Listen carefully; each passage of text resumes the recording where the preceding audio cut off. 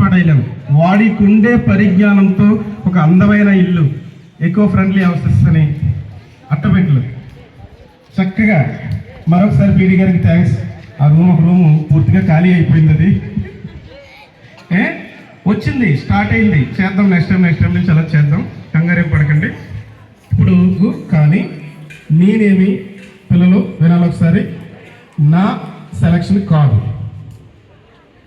Projects scoring అనేది ఖచ్చితంగా అవుటర్స్ అయితే, మన టీచర్స్ కూడా కొంతమంది కాదు.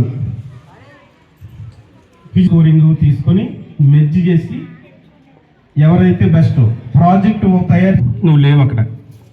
ఎవడు చేసినట్టు ప్రాజెక్టు? నువ్వు కష్టపడ్డ ఫలితం ఏమైంది? Lack of డిసిప్లిన్నెస్. డిసిప్లిన్ లేదు అక్కడ.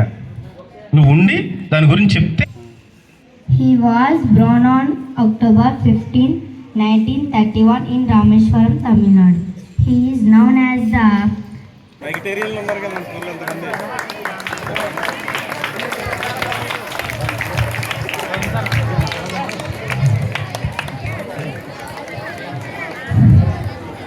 ఈరోజు సైన్స్ దినోత్సవం సందర్భంగా గొప్ప శాస్త్రవేత్త అయినటువంటి సివి రామన్ గారి యొక్క చిత్రపటానికి సీనియర్ ఉపాధ్యాయుల సమక్షంలో ఆయన చిత్రపటానికి పూలమాల అభివృద్ధి చేస్తున్నారు.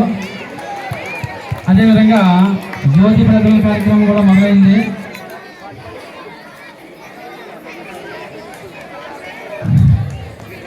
నాకు 8 సంవత్సరాల కాలంలో ఎప్పుడు